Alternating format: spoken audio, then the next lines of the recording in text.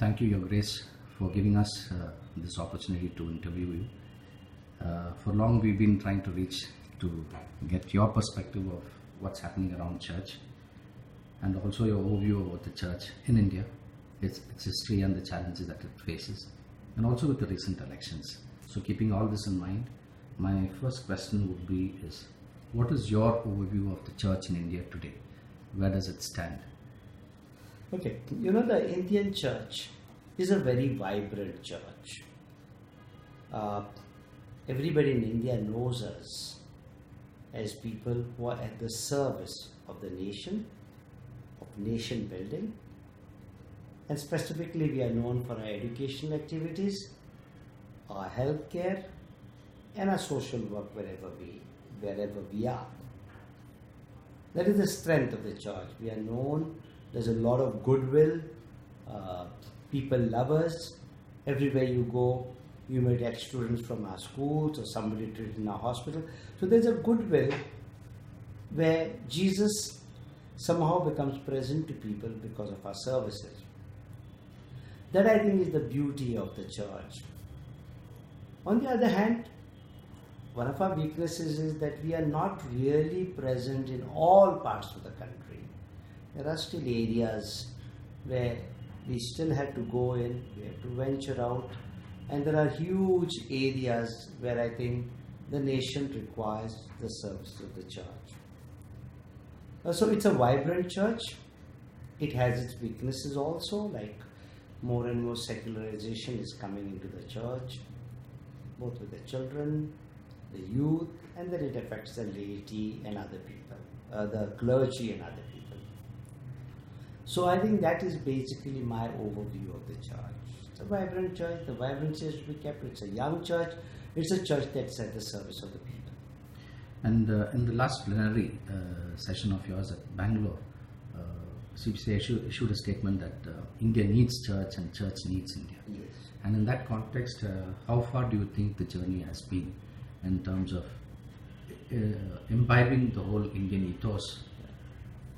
That's a very important question because there's no doubt that India needs the church and the church needs India. But this need cannot be fulfilled in a year, in a decade, down the centuries. Because we are basically a community that is at the service of humanity. And in this case, of Indian humanity. And in a country that is still suffering from discrimination, from inequalities, from poverty, from people thirsting for God, the need of India for the church can never become lesser. And the church also, very fact that all of us are Indians, are citizens, we require a mother country and we require that this country goes in the right direction, walks in the right direction, bringing love and affection, service and brotherhood to people. Of late, there was church has been facing challenges both internally and externally, and some not so savory that reflect poorly the church. What is your opinion on those issues? You see, for some time now, and I think we should not hide these facts, there has been a sort of an animosity. There is a sort of a resentment created against the church. Most of it is based on rumors, on false accusations of conversion. See, this throughout the world, it's not simply India. This is with other religions, including Christianity, in the other countries, where you say your majority religion is in danger. I very often say, we are 2%. We have been here so long with you. We have not damaged you in the past. How do you think we are going to damage you today? The whole question of conversion, if as accused by those who do not want the church, we were converting people by the masses. Today, India should have been totally Catholic or totally Christian. We have been 2%. In fact, the numbers are going down. We are not increasing, and yet the accusations keep coming. But you know, the greatest danger to India, not simply to the Christian community, to the minority, is that there are people spreading hate. There are people sowing division. And there are people who are saying, our religion is in danger. Now, fear is the greatest provoker. Fear creates the biggest hatred. And what divisions are created among communities cannot be healed.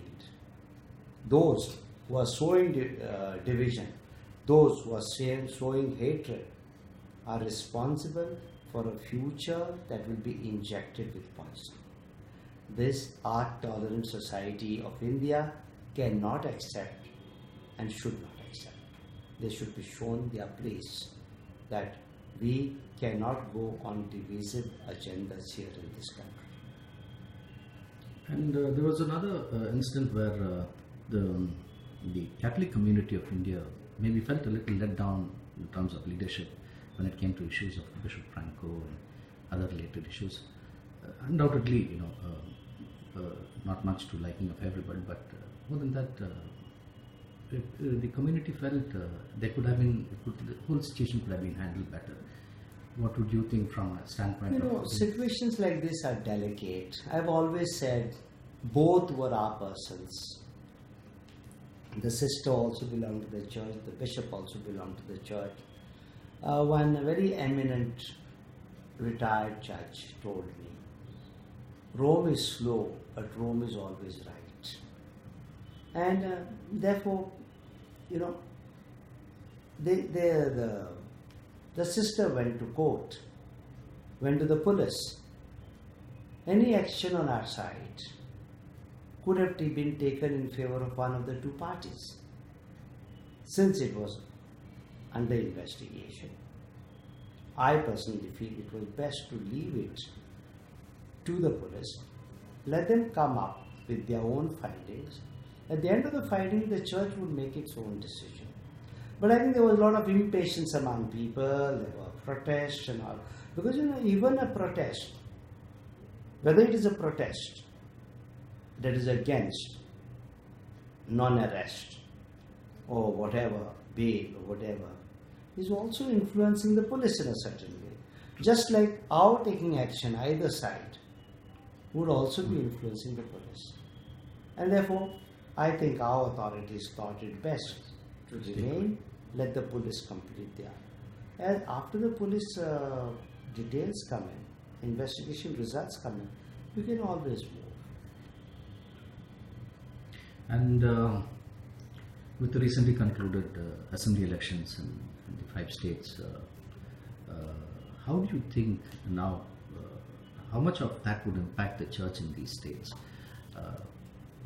For long there have been attacks on the church in these states, more so as compared to the others, but with the change in disposition. You see, the elections show that the Indian electorate is very smart. It takes its time, it makes its decision. But this is not about the government, this is not about parties. I'm least worried who comes into power. For me, the bigger problem is not about governments, about governance. We are not against any party, we are not in favor of any party, but whether the hate that has been implanted in the hearts and minds of youngsters, of the people, will it go away with a change of government? Will it be increased with the change of governments? That is the question we have to ask. It is not about governments. It is about the basic attitudes that are being changed in our society. It is about the basic attack on our social fabric. See, lynchings, killing people by mobs, attacking praying communities.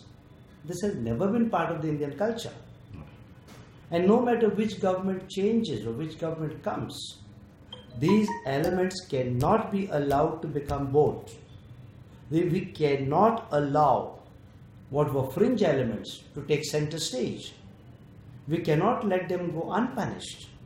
See, for me, it was very sad when a police officer is killed by a mob. Investigation is somewhere else, not on who killed and why killed.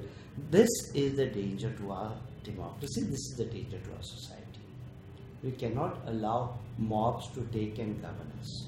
So, no matter which government comes, we want a government that will impose law and order, that will go by justice, that will uphold the rights of the poor, the tribals, the Dalits, that will help society live in peace with each other.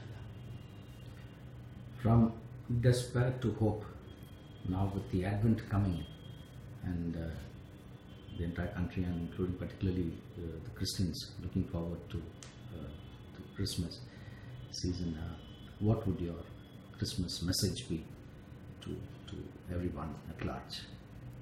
You see, we are a community full of hope.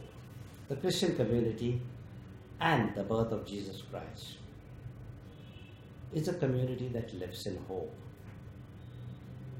We never despair.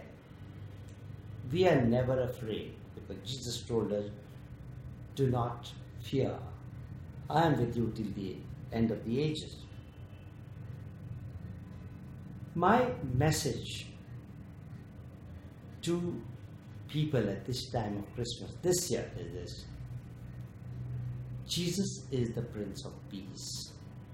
He has come to help us live like brothers and sisters with His command, love one another as I have loved you. And I think this Christmas should be a resolve for each one, whether we are Christians, non-Christians, anyone, to decide, I will not hate my brother or my sister. I will not spread division among people. But I will stand for a world of peace and harmony. And therefore, what the angels said to the shepherds, glory to God in the highest, and peace to man and women of goodwill everywhere. That is the peace and goodwill we as Catholic Church want to spread among peoples, help people live with each other in peace and harmony, share our joys and sorrows, and thus create a better country, create a country of peace, development, justice and prosperity. Thank you very much, Your Grace, for your time, and also for that overview, and also for that wonderful message for people, for all Indians, and for people, for Catholics and particularly Christians all over the world. Thank you once again for your time. I wish everybody a grace-filled Christmas, full of God's blessing, and a year in which God remains with us, accompanies us, and takes us forward. Thank you.